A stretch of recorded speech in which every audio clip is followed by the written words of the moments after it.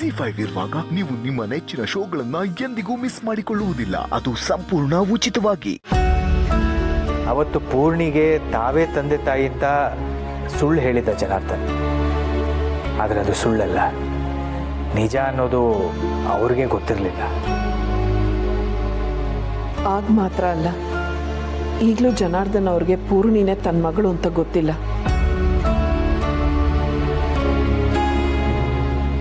ಏನು ಹೇಳ್ತಿದ್ದೀರಾ ನೀವು? ನಿಜವಾಗ್ಲೂ ಪೂರ್ಣಿ ಅಪ್ಪ ಅಮ್ಮ ಅವರೇನಾ?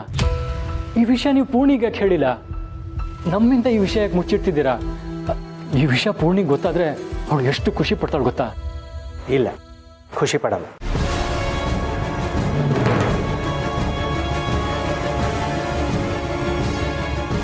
ಆಸ್ತಿಗೋಸ್ಕರ ಮಗಳು ಅನ್ನೋ ಮಮಕಾರನೂ ಇಲ್ಲದೆ ಅವಳ ಹೆಸರಲ್ಲಿರೋ ಆಸ್ತಿಯನ್ನು ಬಳಸ್ಕೊಳ್ಬೇಕು ಅಂತ ಆಸೆ ಪಟ್ಟವನು ಜನಾರ್ದನ್.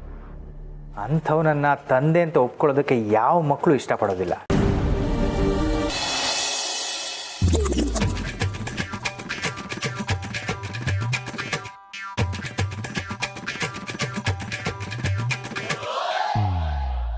ಇದೇನ್ ಮಾವ, ಸೆಕ್ಯೂರಿಟಿ ಕೆಲಸ, ಯೂನಿಫಾರ್ಮ್ ಹಾಕೊಂಡು ಹೋಗ್ಬೇಕು ಅಂತ ಹೇಳಿದ್ರಿ, ಈಗ ನೋಡಿದ್ರೆ ಈ ಥರ ಎಲ್ಲ ರೆಡಿ ಆಗಿದ್ದೀರಾ? ಇದೇನು ಸೊಸೆ ಮುದ್ದು ನೀನು ಇಷ್ಟೊತ್ತಾಗಿದೆ, ನೀನು ಯಾಕೆ ಕೆಲ್ಸಕ್ಕೆ ಹೋಗಿಲ್ಲ? ಅಲ್ಲ, ನಾನು ನೋಡ್ತಾ ಇದ್ದೀನಿ, ನಿನಗೆ ಮಾಡೋಕ್ಕೆ ಬೇರೆ ಕೆಲಸ ಇಲ್ಲ ಅಂತಂದ್ರೆ ನನ್ನನ್ನು ಎನ್ಕ್ವೈರಿ ಮಾಡೋದೇನಾ ದೊಡ್ಡ ಕೆಲಸ ನಿನಗೆ? ಮಾತು ಮರ್ಸ್ಬೇಡಿ ಮಾವ, ಮೊದಲು ನಾನು ಕೇಳಿದ್ದಕ್ಕೆ ಉತ್ತರ ಕೊಡಿ. ಸೆಕ್ಯೂರಿಟಿ ಕೆಲಸ ಅಂತ ಹೇಳಿದ್ರಿ ತಾನೆ? ಹೌದು, ಸೆಕ್ಯೂರಿಟಿ ಕೆಲಸನೇ. ಏನಿವಾಗ? ಅಲ್ಲ, ಏನು ಮನೆಯಿಂದನೇ ಸೆಕ್ಯೂರಿಟಿ ಯೂನಿಫಾರ್ಮ್ ಹಾಕೊಂಡು ರಸ್ತೆಯಲ್ಲಿ ನಡ್ಕೊಂಡು ಹೋಗಕ್ಕಾಗತ್ತಾ? ಹಂಗೆಲ್ಲ ಮಾಡೋಕ್ಕಾಗಲ್ಲ.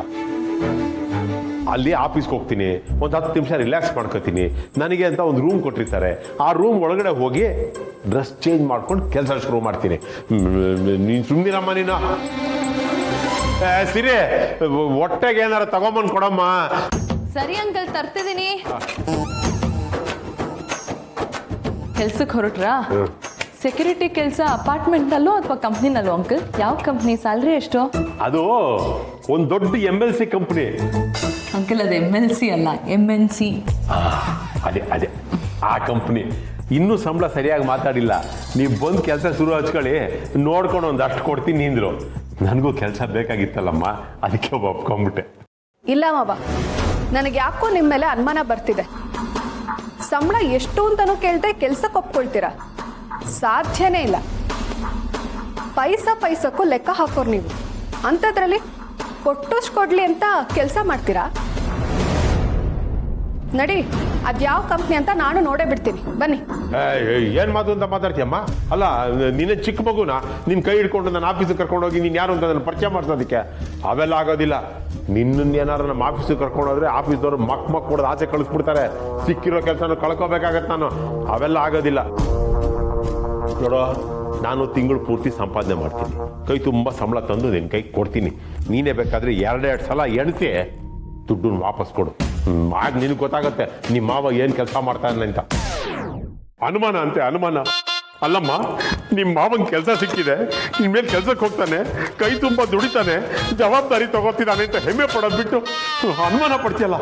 ಗೋವಿಂದ, ನೀನೇ ನೋಡ್ಕೋ.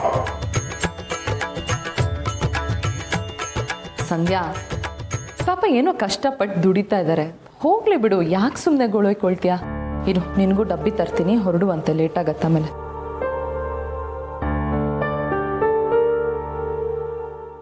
ಇಲ್ಲ, ಈ ಮಾವ ಖಂಡಿತ ಎಲ್ಲೂ ಕೆಲಸ ಮಾಡ್ತಿಲ್ಲ.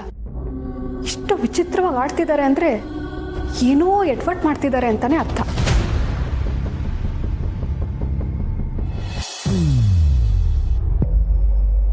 ಈ ಮಗು ನಿಮ್ಮ ಆಶ್ರಮದಲ್ಲಿ ಬೆಳೆದಿತ್ತಾನೆ? ಇಲ್ವಲ್ಲ, ಈ ಮಗು ನಮ್ಮ ಆಶ್ರಮದಲ್ವಲ್ಲ. ಅನ್ಪೂರ್ಣಮ್ಮನವರೇ, ನೀವು ನನಗೆ ಸುಳ್ಳು ಹೇಳಬೇಡಿ. ನಿಮಗೆ ವನಜ ಗೊತ್ತು ತಾನೆ?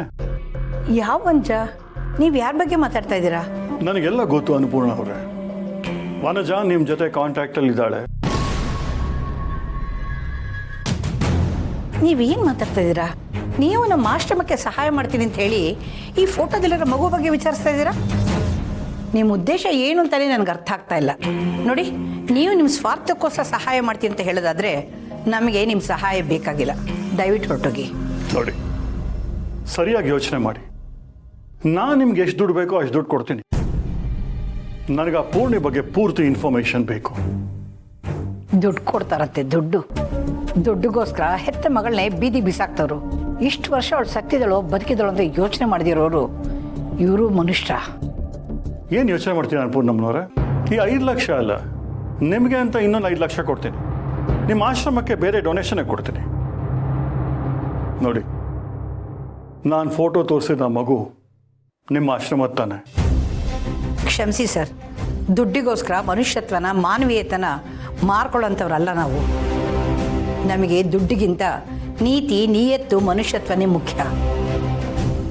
ನೀವು ಕೇಳೋ ಯಾವ ಮಾಹಿತಿನೂ ನನ್ನಿಂದ ನಿಮಗೆ ಸಿಗಲ್ಲ. ದಯವಿಟ್ಟು ಇಲ್ಲಿಂದ ಹೊರಟೋಗಿ. ಹಾಗೆಲ್ಲ ಹೇಳಬೇಡಿ. ನಾನು ಕೇಳಿದ ಒಂದೇ ಒಂದು ಪ್ರಶ್ನೆಗೆ ಉತ್ತರ ಕೊಡಿ. ಈ ಮಗು ನಾನು ಹೇಳ್ತಾ ಇರೋದು ನಿಮ್ಗೆ ಅರ್ಥ ಆಗ್ತಾ ಇಲ್ವಾ? ನಮ್ಮ ಆಶ್ರಮದ ಯಾವುದೇ ಮಕ್ಕಳ ಬಗ್ಗೆ ನಾವು ಯಾವ ಇನ್ಫಾರ್ಮೇಷನು ಕೊಡಲ್ಲ. ಈ ಮಗು ಯಾವುದು ಅಂತ ನನಗೆ ಗೊತ್ತಿಲ್ಲ. ನಿಮ್ಮ ಸಹಾಯ ನನಗೆ ಬೇಕಾಗಿಲ್ಲ. ತಗೊಳ್ಳಿ.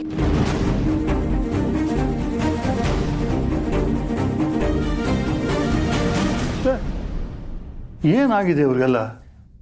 ಬುದ್ಧಿ ಇಲ್ದಿರೋ ಜನ. ದುಡ್ಡನ್ನು ಬೇಡ ಅಂತಿದ್ದಾರೆ. ಹೇಗಾದ್ರು ಪೂರ್ಣಿ ಬಗ್ಗೆ ತಿಳ್ಕೊಳ್ಳೇಬೇಕು. ಅದು ಅಲ್ಲದೆ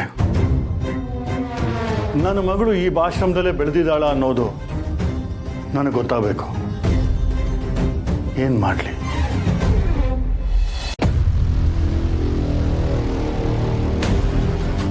ಸರ್, ಏನಾಯಿತು? ಏನಾದರೂ ಹೇಳಿದ್ರಾ? ಏನು ಹೇಳ್ತಾರೆ ನಿಮ್ಮ ತಲೆ? ಆ ಹೆಂಗಸು ದುಡ್ಡಿಗೆಲ್ಲ ಮರಳಾಗಲ್ಲ. ಅದಕ್ಕೋಸ್ಕರ ನಾ ಇಷ್ಟು ದೂರ ಬಂದ್ಬಿಟ್ಟು ಆ ಇನ್ಫಾರ್ಮೇಷನ್ ಇಲ್ಲದೆ ನಾನು ಹೋಗಲ್ಲ. ಯೋಚನೆ ಮಾಡಬೇಡಿ ಸರ್, ನಿಮಗೆಲ್ಲ ಇನ್ಫಾರ್ಮೇಷನು ಸಿಗುತ್ತೆ. ಹೇಗ್ರಿ ಸಿಗುತ್ತೆ? ಸಿಗುತ್ತೆ ಅಂತಾನೆ ಇಲ್ಲಿವರೆಗೂ ಕರ್ಕೊಂಬಂದಿದ್ದು. ಆ ಹೆಂಗಸ್ಗೆಲ್ಲಿ ದುಡ್ಡು ಕೊಟ್ಟಿದ್ದು ಆಯಿತು, ಅವ್ರು ಮಾತೇ ಆಡ್ತಿಲ್ಲ.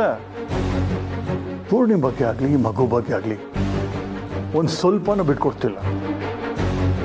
ಅದು ಸಾಲದು ಅಂತ ಮನುಷ್ಯತ್ವದ ಬಗ್ಗೆ ಒಂದು ದೊಡ್ಡ ಭಾಷಣ ಬಗಿತಾನೆ.